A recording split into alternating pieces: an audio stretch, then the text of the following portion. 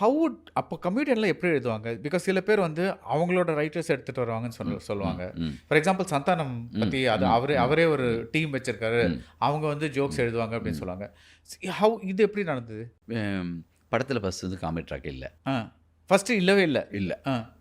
நான் நினச்சது வர்மா ராம்கோபால் வர்மா படம்லாம் பயங்கரமாக உள்ளே போனதுனால மணிரத்னமும் ராம்கோபால் வர்மாவும் மிக்ஸ் ஆன மாதிரி இருக்கணும், ஸ்டைலாக இருக்கணும். ஒரு ஜீவா தான் அடிக்கடி ஒரு வார்த்தை துரை படம் மாதிரி இருக்கணும், அது மாதிரி ஹாலிவுட் படம் மாதிரி ஒன்று ஒரு மாதிரி ஸ்டைலாக மாதிரி ஸ்லீக்காக இருக்கணும். இந்த ஒன்லைனே எப்படி இருக்கணும்னா ஸ்லீக்காக இருக்கணும், தொடங்கினது தெரியக்கூடாது, முடிஞ்சது தெரியக்கூடாது. அந்த மாதிரிலாம் மைண்டில் காமெடிக்கு மாதிரிலாம் அந்த மாதிரிலாம் வைக்கக்கூடாது அட்டு முடிவு பண்ணியாச்சு. சார் எத்தனை சார் கதை சொல்லி முடித்தோம். என்ன சொன்னார், நல்லாயிருக்கு, ஆனால் கொஞ்சம் ரிலீஃபுக்கு விவேக் மாதிரி யாரோ ஒருத்தர் நீங்கள் வந்து காமெடி இருந்தால் நல்லாயிருக்கும். என்னடா அது மறுபடியும் ஒரு அப்படியா சார், சரி நான் யோசிக்கிறேன் சார் சொல்லிட்டு அப்போல்லாம் கல் சூடாக இருக்கும். யோசிக்கிறேன், ப்ராமிஸா சார், நம்ப மாட்டீங்க, யோசிக்கிறேன் சொல்லி 2 நாள் கூட ஆயிருக்காது, இந்த மொத்த ட்ராக் எனக்கு வந்துடுச்சு. இந்த ட்ராக் பிடிச்சிட்டேன். சின்னதாக சீன்ஸ் பண்ணிட்டு போய் ரத்தன் சார் சொன்னேன், சூப்பராக இருக்குனார். நீங்கள் போய் விவேக் சாரை போய் சொல்லுங்கள். அவருக்கு என்னென்னா விவேக் சாரை தூளு, ரன்னு, எனக்கு 20 உனக்கு 18, பாய்ஸ், இந்த 4 படத்துக்கு கமிட் பண்ணுறாரு சார்னு நான் போய் சொல்கிறேன். சொன்னோன்னே ரொம்ப பிடிச்சிருந்தது. பிரசன்னான ஒரு ரைட்டர், நம்ம கும்பகோணம், அவருடைய கூடவே அவருக்கு ரைட்டிங் பண்ணுவார். விவேக் சார், அவர்கிட்ட இந்த ட்ராக் சொல்லி அவருக்கு எழுதிட்டு வந்தார்.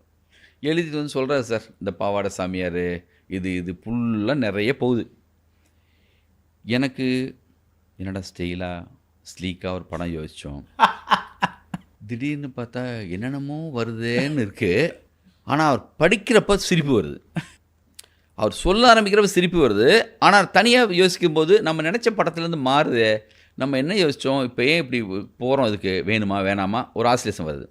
திருப்பி ஒரு 3 நாள் கழிச்சு திருப்பி மீட்டிங், படிங்க சார் மொத்த சீனையும் படிக்கிறார், சிரிப்பு அப்படி வருது.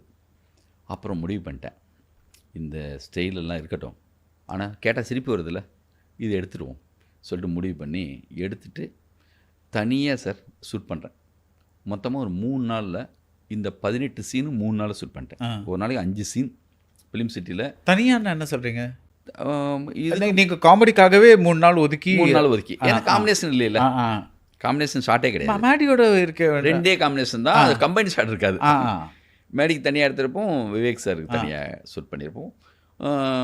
இதெல்லாம் ஃபிலிம் சிட்டியில் டெலிஃபோன் பூத்து, ஒரு பஸ் ஸ்டாண்டு, அந்த இந்த சாணி அடிக்கிறது, அப்படியே வந்து விஜயா வாகினி ஸ்டூடியோவில் அங்கே ஃபுல்லாக வந்து இந்த ஹாஸ்பிட்டலு, மரத்தடியில் படுத்திருக்கிறது, காரை பார்த்து துப்புறது. அப்புறம் அவருக்கும் ஆனந்தம் ரொம்ப பிடிச்சிருந்தது, எனக்கும் விவேக் சாருக்குமே ரொம்ப பிடித்தம். அந்த ஸ்பாட்லேயே நிறைய டெவலப் ஆகும், அப்பப்போவே டெவலப் ஆகும். அதெல்லாம் வச்சுட்டு அப்புறம் எல்லாம் ஷூட் பண்ணிட்டோம்.